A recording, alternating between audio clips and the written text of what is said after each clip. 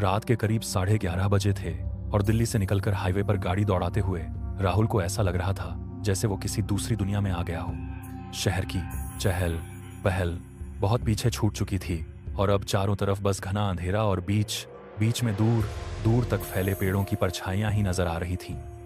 आसमान में बादल छाए हुए थे। चांद की रोशनी भी मुश्किल से जमीन तक पहुंच पा रही थी। गाड़ी के हेडलाइट्स ही उसका एकमात्र सहारा थे जो सड़क को चीरते हुए आगे बढ़ रहे थे। राहुल पिछले 6 घंटे से ड्राइव कर रहा था और अब उसकी आंखें भारी होने लगी थीं। पेट में भी जोर की भूख लग रही थी। उसने सोचा कि कहीं कोई ढाबा मिल जाए तो थोड़ा आराम भी कर लेगा और कुछ खा भी लेगा, लेकिन हाईवे पर दूर दूर तक कोई दुकान या रोशनी नहीं दिख रही थी। तभी अचानक उसे आगे एक हल्की सी टिमटिमाती रोशनी नजर आई। शायद कोई ढाबा होगा, उसने खुद से कहा और गाड़ी उस दिशा में मोड़ दी। जैसे जैसे वो पास पहुंचा उसे एक पुराना सा ढाबा दिखाई दिया। ढाबे के बाहर एक जंग लगा बोर्ड लटका हुआ था जिस पर धुंधले अक्षरों में लिखा था रामू ढाबा शुद्ध देसी खाना। बोर्ड आधा टूटा हुआ था और हवा में हिलते हुए अजीब सी आवाज कर रहा था जैसे कोई फुसफुस आ रहा हो। ढाबे के आस पास कोई और गाड़ी नहीं थी, न ही कोई इंसान नजर आ रही थी। बस एक पीली सी ट्यूबलाइट जल रही थी जो बार बार झपक रही थी। माहौल में कुछ अजीब सा सन्नाटा था, इतना गहरा कि राहुल को अपनी ही सांसों की आवाज सुनाई दे रही थी। वो थोड़ी देर के लिए हिचकिचाया, लेकिन भूख और थकान ने उसे अंदर जाने पर मजबूर कर दिया। जैसे ही वो ढाबे के अंदर गया उसने देखा कि वहां सिर्फ एक आदमी बैठा हुआ था, लगभग 50-55 साल का, दुबला पतला सफेद कुर्ता पहने। उसका चेहरा आधे अंधेरे में था और वो चुपचाप राहुल को देख रहा था। खाना मिलेगा? राहुल ने पूछा। आदमी ने धीरे से सिर हिलाया और बोला, मिल जाएगा, बैठ जाओ। उसकी आवाज बहुत धीमी और भारी थी, जैसे गले से नहीं कहीं गहराई से निकल रही हो। राहुल एक टूटी सी मेज के पास जाकर बैठ गया। उसने देखा कि ढाबे के अंदर सब कुछ पुराना और धूल से भरा हुआ था। दीवारों पर तेल के दाग थे और कोनों में मकड़ी के जाले लटके हुए थे। लेकिन सबसे अजीब बात यह थी कि वहां कोई किचन दिखाई नहीं दे रहा था। फिर भी खाना कैसे बनेगा? कुछ ही मिनटों में वो आदमी एक थाली लेकर आया। गरम गरम रोटियां, दाल और सब्जी, सब कुछ बिल्कुल ताजा लग रहा था। इतनी जल्दी? राहुल ने हैरानी से पूछा। आदमी बस मुस्कुरा दिया। राहुल ने खाना शुरू किया। आदमी बस, और सच में खाना बहुत स्वादिष्ट था।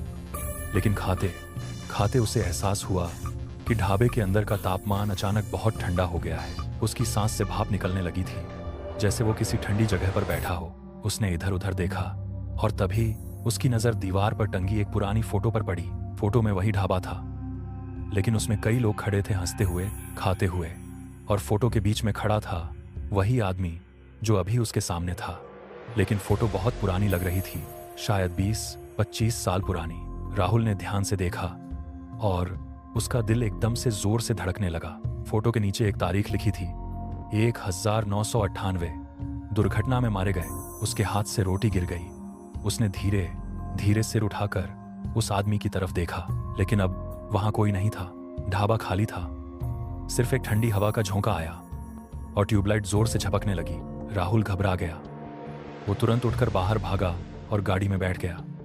उसका दिल इतनी तेजी से धड़क रहा था कि जैसे बाहर आ जाएगा। उसने गाड़ी स्टार्ट की और तेजी से वहां से निकल गया। लेकिन जैसे ही उसने रियर व्यू मिरर में देखा, उसे ढाबे के बाहर वही आदमी खड़ा नजर आया और इस बार वो मुस्कुरा नहीं रहा था। उसकी आंखें पूरी काली थीं। राहुल ने जैसे ही रियर व्यू मिरर में उस आदमी को देखा, उसके हाथ कांपने लगे। उसने तुरंत नजर हटाई और एक्सीलरेटर पर पैर और जोर से दबा दिया। गाड़ी की स्पीड 100 के पार पहुंच गई, लेकिन दिल की धड़कन उससे भी तेज भाग रही थी। उसके दिमाग में बस एक ही बात घूम रही थी, वो आदमी, वो वहां कैसे खड़ा था। कुछ मिनटों तक वो बिना पीछे देखे लगातार गाड़ी चलाता रहा।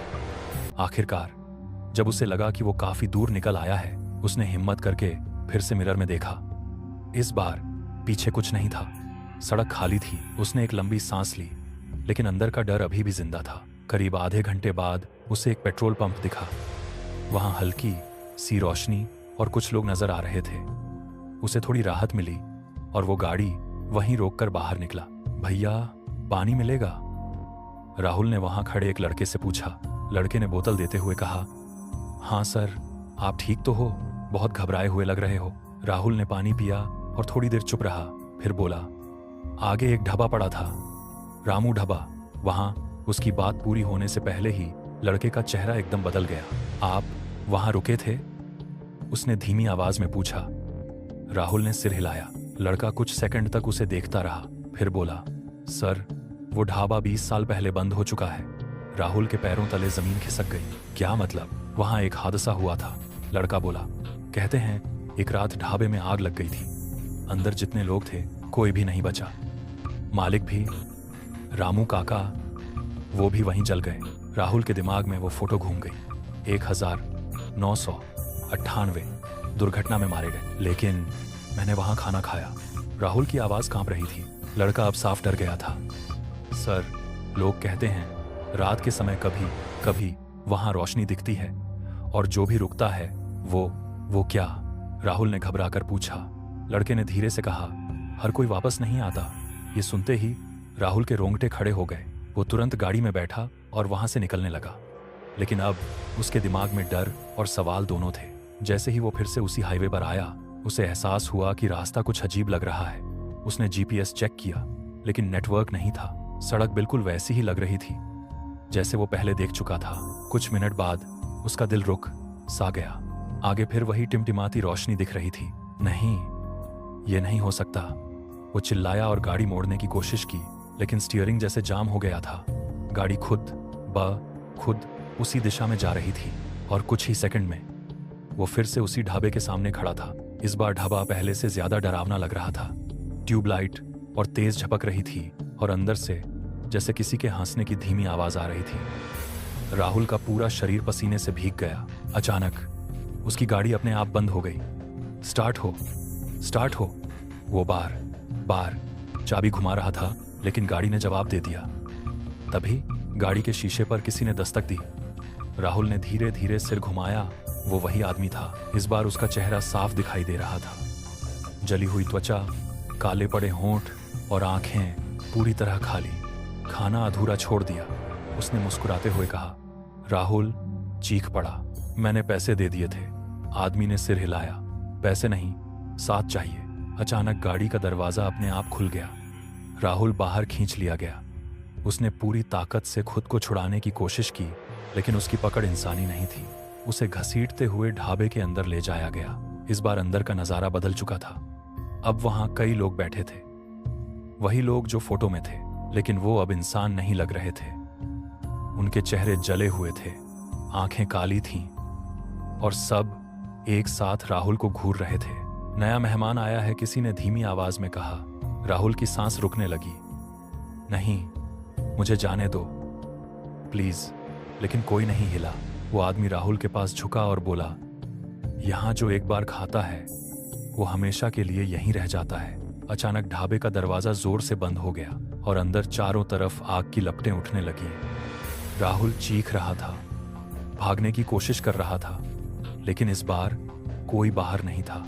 ढाबे के अंदर आग तेजी से फैल रही थी। चारों तरफ लपटें उठ रही थी, और राहुल बीच में फंसा हुआ था। उसकी सांस घुटने लगी, आंखों के सामने धुंध छाने लगी। वो दरवाजे की तरफ भागा, लेकिन दरवाजा जैसे पत्थर का बन चुका था। न खुल रहा था, न हिल रहा था। बचाओ, कोई तो बचाओ। उसकी आवाज आग और चीखों में कहीं खो गई। अचानक उसे एहसास हुआ, ये चीखें सिर्फ उसकी नहीं थीं। उसने पीछे मुड़कर देखा। ढाबे के अंदर बैठे वो सभी लोग अब जल रहे थे, लेकिन फिर भी हंस रहे थे। उनकी खाल पिघल रही थी, आंखें काली होकर बह रही थीं, फिर भी उनके चेहरों पर अजीब सी मुस्कान थी। राहुल का दिमाग सुन्न हो गया। ये सब सच नहीं हो सकता। तभी वही आदमी रामू धीरे धीरे उसकी तरफ बढ़ा। अब उसका पूरा शरीर जल चुका था, कपड़े राख बन चुके थे, लेकिन वो बिना दर्द के चल रहा था। भाग क्यों रहे हो? हैं? उसने धीमी आवाज में कहा। तुम तो हमारे मेहमान हो। राहुल पीछे हटने लगा, लेकिन उसके कदम जैसे जमीन से चिपक गए थे। मैंने कुछ नहीं किया, मुझे जाने दो। रामू उसके बिल्कुल पास आ गया। उसकी आंखों में अब कोई इंसानियत नहीं थी, बस एक खाली अंधेरा। हमने भी कुछ नहीं किया था, वो बोला, फिर भी हम जल गए। राहुल का दिल जैसे रुक गया। उस रात रामू ने कहना शुरू किया। एक आदमी आया था, ठीक तुम्हारी तरह, भूखा, थका हुआ। हमने उसे खाना खिलाया। ढाबे के बाकी लोग धीरे धीरे खड़े हो गए, लेकिन वो आदमी पैसे दिए बिना भाग गया और जाते जाते उसने चूल्हा खुला छोड़ दिया। राहुल की सांसें तेज हो गईं, आग लगी और हम सब अंदर ही फंस गए। अचानक सबकी नजर राहुल पर टिक गई। अब हर उस इंसान को यहाँ रुकना पड़ता है जो हमारे ढाबे में आता है, राहुल चिल्लाया। लेकिन मैंने तो पैसे दिए थे। रामू मुस्कुराया, एक भयानक मुस्कान। पैसे सब कुछ नहीं होते। अचानक आग की लपटें और तेज हो गईं। राहुल को लगा जैसे उसका शरीर जलने लगा है। वो दर्द से चीखने लगा, जमीन पर गिर पड़ा और अपनी जान बचाने की आखिरी कोशिश करने लगा। लेकिन धीरे धीरे उसकी आवाज कमजोर पड़ने लगी और फिर सब कुछ अंधेरा हो गया। सुबह का समय था। हाईवे पर कुछ लोग खड़े थे। एक कार सड़क के किनारे खड़ी थी, दरवाजा खुला हुआ। एक पुलिस वाला अंदर झांक कर बोला, कोई नहीं है। दूसरा बोला, अजीब बात है, गाड़ी यहां खड़ी है लेकिन आदमी गायब। तभी पास खड़े एक बुजुर्ग ने धीरे से कहा, रात में यहां मत रुका करो, आगे एक पुराना ढाबा है। पुलिस वाले ने पूछा, कौन सा ढाबा? बुजुर्ग ने दूर अंधेरे की तरफ इशारा किया। रामू ढाबा। उसी समय ढाबे के अंदर फिर से हल्की रोशनी जली, ट्यूबलाइट टिमटिमाने लगी और एक नई कुर्सी। राहुल बैठा हुआ था। उसका चेहरा अब वैसा नहीं था। आंखें काली हो चुकी थीं, त्वचा जली हुई थी। वो चुपचाप सामने देख रहा था, जैसे किसी का इंतजार कर रहा हो। बाहर हाईवे पर एक और गाड़ी धीरे धीरे रुक रही थी। एक नया मुसाफिर, भूखा, थका हुआ और अनजान। राहुल धीरे धीरे मुस्कुराया। खाना मिलेगा? उसने खुद से कहा, यहां खाना खत्म नहीं होता, लोग हो जाते हैं।